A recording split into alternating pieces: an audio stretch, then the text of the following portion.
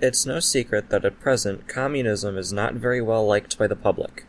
This is, of course, mostly due to the misrepresentation of what communism actually means. Most people equate communism with the model of the Soviet Union while also holding biased views on the nature of the USSR. The public perception of communism has thus become something akin to the totalitarian dystopia in Orwell's 1984. Some people, however, by some circumstance, happen to have a more correct, but still certainly not perfect, view of communism. They understand that communism entails not the dictatorship over means of production and consumption by some mythical all-powerful government, but rather the collective stewardship of humanity over these means of production and consumption. Of course, when communism is presented this way, it sounds less dystopian and more utopian, a society where everyone's needs are met, where activity is geared towards the development of all individuals. Sounds like perfection. However, after realizing all the possible benefits for humanity that communism has to offer, instead of becoming communists, they say, "This all sounds good in theory, but it would never work in practice, because human nature is selfish and no one would participate in this system." The human nature argument has been flung ad nauseum not at just communists, but at anyone who dares challenge the existing order of society. French aristocrats also accused the revolutionaries of violating so-called natural law. Slave owners did the same thing against abolitionists, invoking race science as well as religious mythology that claimed that the natural state of black people was subordination, and therefore that slavery, subordination to the superior race, is the black man's natural and normal condition.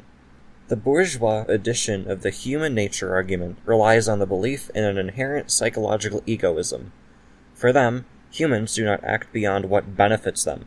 Everyone, given the opportunity, would gladly screw anyone over if it meant that they could get something out of it. What about you having those babies for your brother? Talk about selfish. What are you talking about? Well, yeah, it was a really nice thing and all, but it made you feel really good, right? Yeah, so? Well, it made you feel good, so that makes it selfish.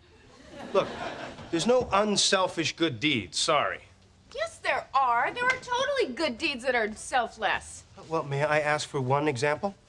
Yeah, it's, there's... No, you may not.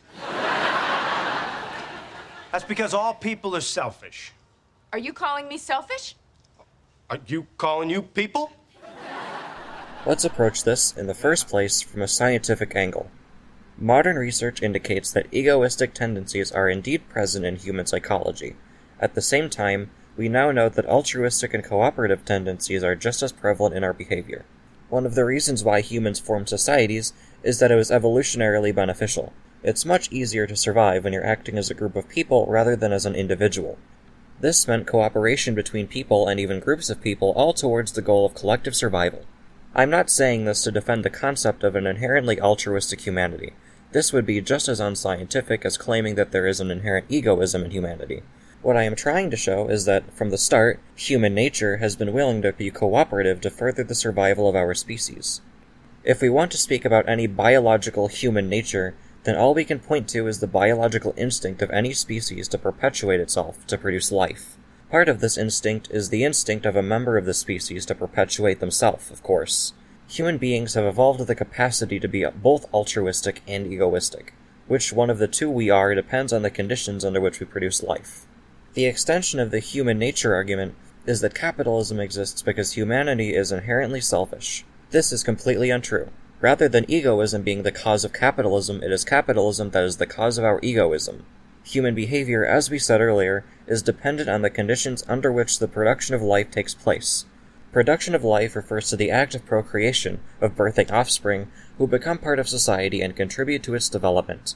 It also refers to maintaining this life, i.e., sustaining the human body to prevent death. This production of life is our primary activity. Before you even think about fulfilling your emotional, psychological, and recreational needs, you have to fulfill your physical needs. You need to eat food, drink water, receive shelter, have clothes, etc.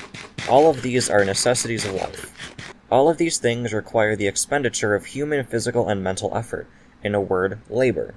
The production of life through labor is thus the basis of all social existence. In the course of human history, we've developed several tools that help us in this production of life. Bows and arrows for hunting, axes for cutting down trees, as well as factories for industrial production and drills for construction. artificial product for the manipulation of natural products like land, water, plants, and animals.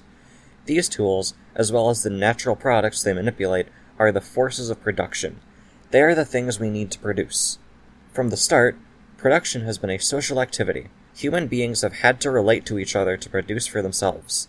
The definite social relations between human beings producing life together are termed the relations of production. The first stage of human history was the hunter-gatherer stage. In this stage, humans were organized into tribes. The name itself suggests something about the nature of production, hunting and gathering, a rudimentary division of labor. One group of people in the tribe hunt wild game. Another gathers food from plant and animal sources. Although the labor was divided, at the end of the day, the products of these two separate laboring activities were shared by the tribe as a whole. Likewise, the tools used in hunting and gathering belonged to the entire tribe. This is what Marx and Engels called primitive communism. How did humans behave vis-a-vis their fellow humans in this stage? I.e., what kind of social consciousness did this organization of productive relations produce? Archaeology and ethnography tell us that, instead of acting self-servingly, this form of organization actually encouraged a sense of collective responsibility to the tribe. They did not need any rigid hierarchies to enforce cooperation.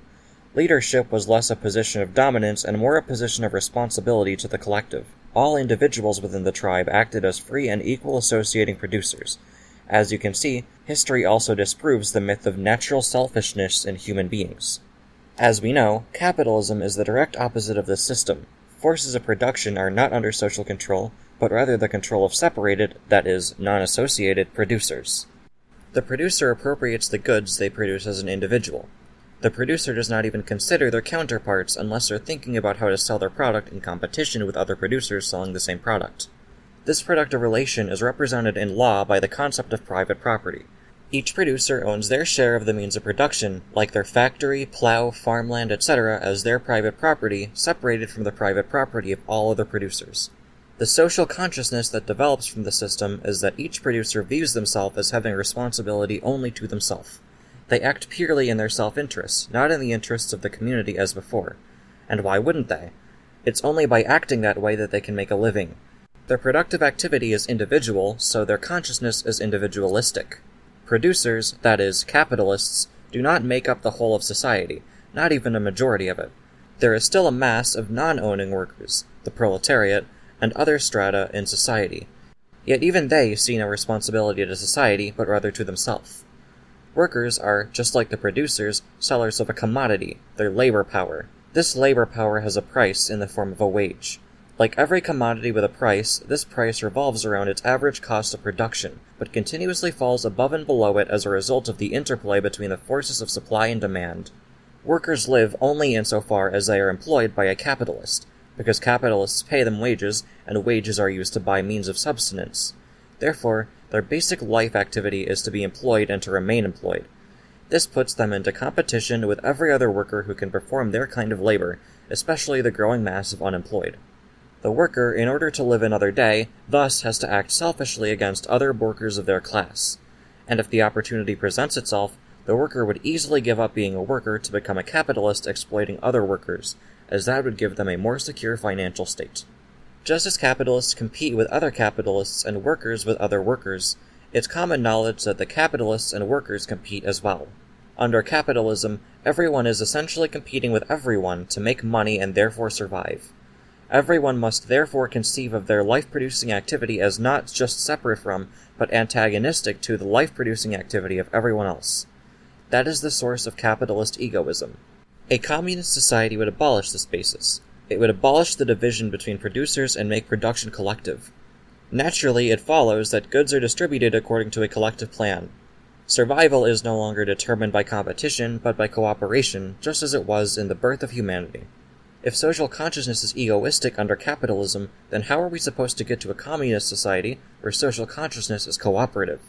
The secret to this lies in the working class. The working class, insofar as it sells labor power, competes with other workers. But history has shown us that whenever workers compete with each other, everyone loses except the capitalists. It is better for workers to combine their forces and collectively challenge the capitalists than for them to compete with each other. This common interest the workers have with each other is what gives birth to the union, the organ of collective bargaining. Unions have developed with increasing degrees of scope. They were initially based in individual enterprises, then came to represent workers of various trades, then of industries, then of nations, and now at their highest level internationally. The common interests of the working class breed collective activity for the realization of those common interests. The Union is a demonstration of this, but only at a less mature phase of the class struggle. As Marx and Engels said, every economic struggle is a political struggle. The economic struggle through the Union cannot be detached from the political struggle. The political struggle requires a political party, which unites the entire class in the realization of the interests of the proletariat. The formation of the workers as a party overcomes the immaturity in the form of struggle, but the content of struggle remains equivalent to that of the Union, to raise the material condition of the worker within the capitalist system. So long as capitalism remains, every reform, every wage increase, every workplace protection, every political and economic concession won from the capitalists can easily be taken back. This is what happened, for example, in the UK in the 80s. Eventually, capitalism decays so much that workers can no longer continue to live under its conditions. The working class will then realize its ultimate interest in taking control of the means of production in the name of society, thus abolishing capitalism and itself. In simple terms, the class realizes the necessity of communism. This is what happened in Russia in 1917. The working class, in the process of abolishing capitalist society, acts egoistically, in the selfish interests of the class as a whole alone. Once it transforms private property into common property, the working class and collective humanity become quantitatively and qualitatively identical. The class, by acting in its selfish interests, therefore acts in the interests of all of humanity. Insofar as it does this, it ceases to be a class, and thus communism is achieved. Just like its predecessor in prehistory, communism will also entail the collective responsibility of everyone to society as a whole. All producers will be equal and freely associating, with production and distribution organized according to need. The only difference is that, unlike before, this will not be limited to the tribe, but the entire human race.